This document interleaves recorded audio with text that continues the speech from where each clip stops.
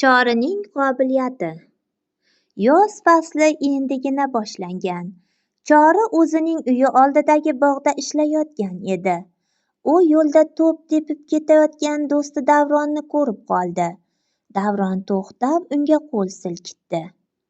"Yozda nima qilmoqchisan?" deb so'radi do'stidan Chori.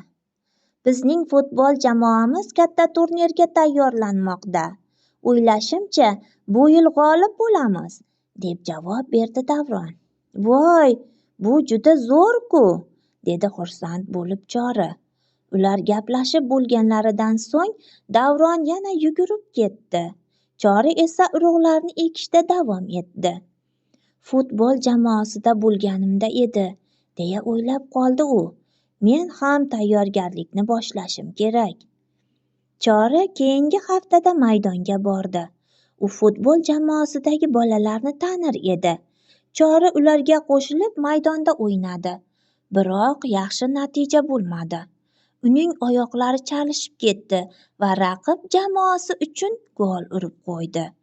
U o'yin so'ngida futbolga qobiliyatsizligini tushunib yetdi. Chori oyog'ini sudrab uyiga qaytdi. So'ng yana o'zining bog'ida ishlay boshladi.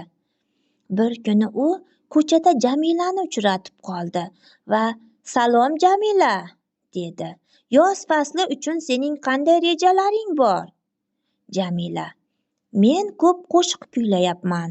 Bizning xor jamoamiz katta konsertga tayyorlanyapti", deb javob berdi.